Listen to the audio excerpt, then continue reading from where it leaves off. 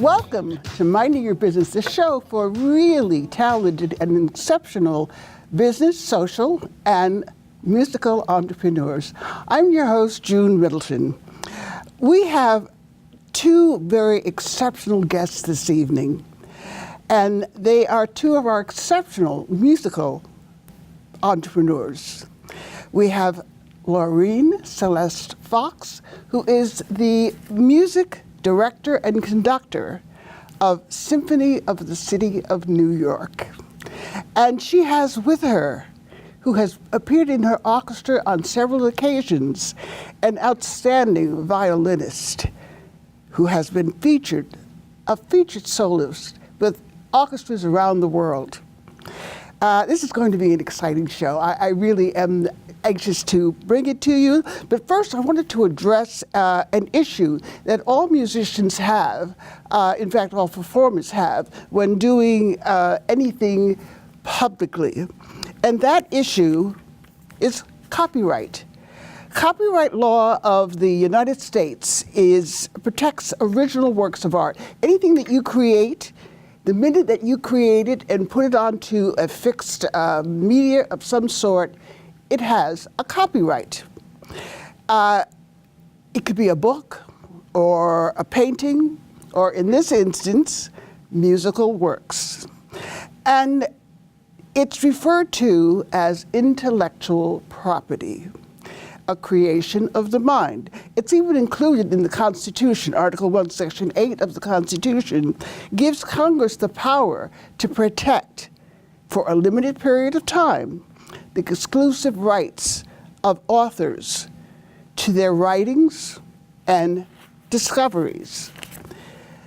Copyright owners have the exclusive right to reproduce and copy their copyrighted works. For anyone else to use it, they must get permission. They must get your permission, the creator of that work. Now, a copyright exists, as I said, from the moment it is put on a recording or in writing or painted on the canvas, but it only protects an author's specific expression in some kind of tangible form. The idea of that work, that is not protected by copyright. And so keep your ideas to yourself until you're able to write them down. I remember an author being on a TV night show who has done a lot of writings, and the host asked him, "All right, what's your next book?" And he said, "I'm not telling you that, because the minute I say it, someone else can copy it, and I lose the copyright." So that's the way that it works, and that's what you have to be aware of. Get a contract if you are expressing your idea to someone else, or have them give you some kind of confidentiality agreement to protect you. Now, it's not necessary to register your work for it to be copyrighted. As I said, as soon as you put it down, you write a note on the paper, it's copyrighted. But at the same time, if you ever wanted to sue somebody for using your work, then you have to register it with the Library of Congress in order to sue and collect damages.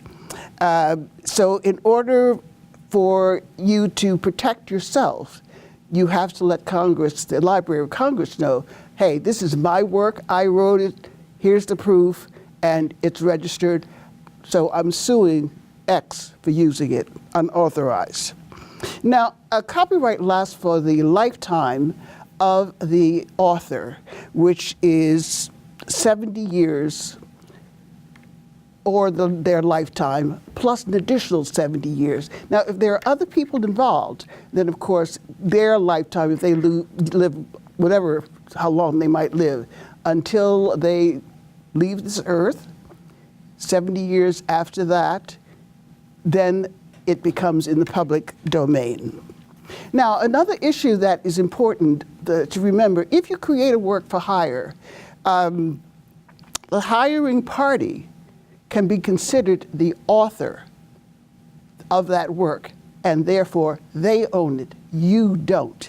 So if you're going to if someone comes to you and says, could you write a piece of music for me, or write some lyrics for me, get it in writing as to who actually owns and is the author of that work. Otherwise, it's the party who hired you.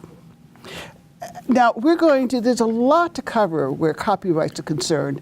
It's a very complicated area of the law, and because of the internet, the law has not caught up with what is going on the internet. So be aware of that. And it's always good, too, to discuss what you're doing with an attorney so that you know that you are protected. And we'll talk about this on future shows, which brings us to our incredible guests on the show this evening. I would like to welcome someone who is a renowned conductor, Laurine Celeste Fox. She is the music director and conductor of the Symphony of the City of New York. Laurine has conducted orchestras around the world and has been resurrected and is resurrecting. She's here. She's not being resurrected, but she has resurrected composers from 250 to 300 years ago with musical works that were composed. These were primarily, too, by women. She'll tell us about that. She's been a guest conductor at Carnegie Hall, and with guitarist Nico Guarin, who has also been on the show. She received a major scholarship from Juilliard. We'll ask her about that as well. And with Laurine is virtuoso violinist Alexandrina Boyanova, a third-generation violinist and fourth-generation master teacher of music. She first appeared at the ripe old age of 10 as a soloist and is a frequent soloist with leading orchestras around the world. She has a doctorate, so she's actually Dr. Boyanova from Juilliard. And I would like to talk to her briefly, then hear her play some of her music. Laurine, welcome to the show. Well, June, thanks a lot for having us drop by. It is my pleasure. My pleasure. Tell us something about the Western Hemisphere project that you're working on. Okay. Symphony of the City of New York on November 11th will be performing a concert over on the East Side in All Saints Episcopal Church. And in that concert, we're going to start with some violin sonatas written by Maria Hester Park.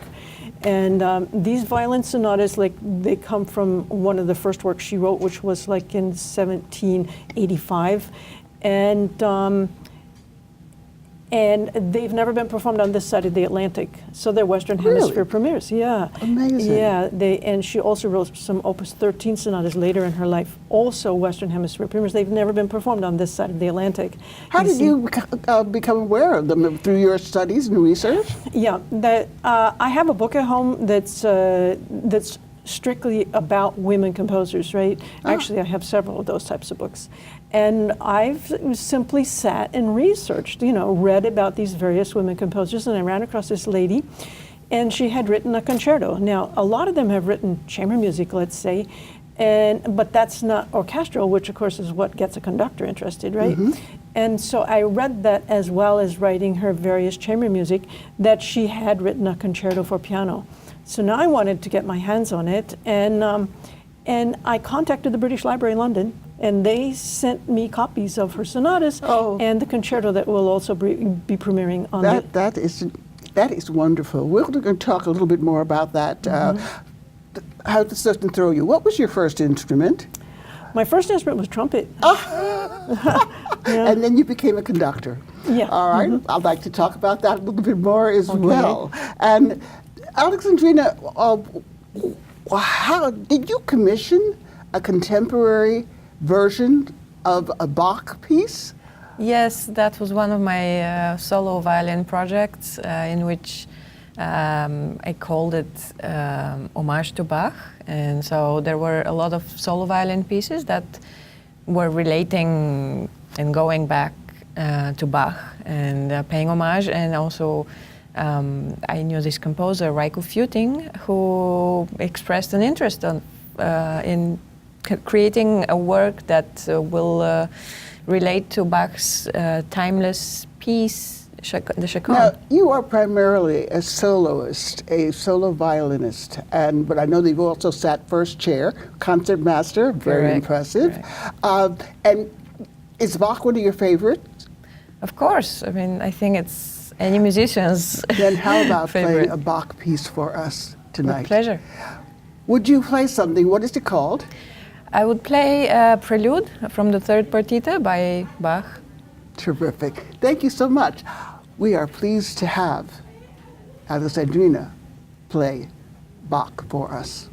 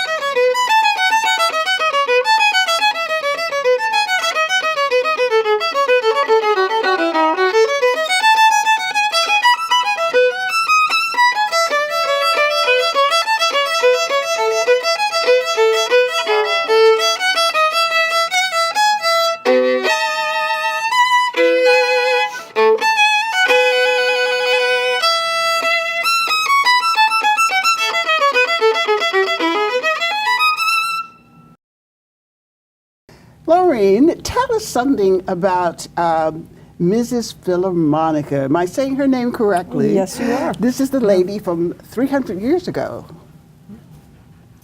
Yeah. Mrs. Philharmonica is a bit of a mystery for us, as one might imagine. You know, at the time it was unseemly sometimes for women to be publishing works, be they literature or music. And so she felt compelled, obviously, not to attach her name to this. And, you know, so this That was taboo in that time period, I guess so. Yes, and the truth of the matter is that there may have been a lot of other women writing at the time, but when women would choose a pen name, it wasn't unusual to choose a man's name, so there might well be other works written by women from that time. We're still going through a lot of this stuff today. I'm telling you. Yeah. Please, go ahead. Yeah, exactly. And so, so what we do know is that these, the string sonatas that we're going to perform on our orchestral program, they were written and they were published in 1715. And to me, this is one of the really interesting things about juxtaposing Mrs. Philharmonica with Maria Hester Park. 60 years passed between the publication of these works that I just mentioned. Mm-hmm. And with Maria Hester Park, she published her Opus 1 openly, and she did so with a subscription list of over 300 people, many of them the nobility of London. See, so they were both in London, but in 1715, she felt that she had to hide her identity, you see. And so, there's a lot to learn about. This is a fascinating topic. Would you be willing to come back and talk to us more about this? Absolutely, because it's so important. Yeah. Oh, it is, and I really would like very much to learn and know more about your interest in this area of music in this period and what women are still going through. Right. So,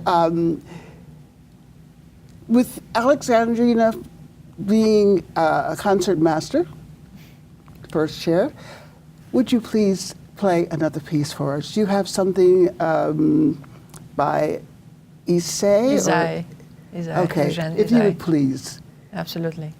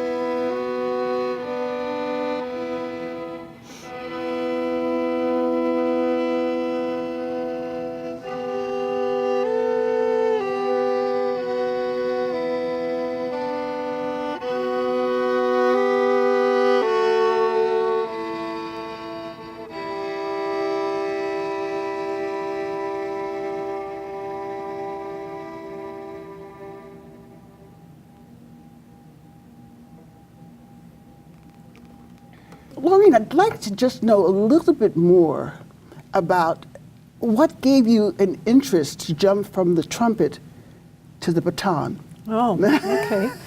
Well, it looks like I did that, but in essence, even when I was a child, I always dreamt of being a conductor.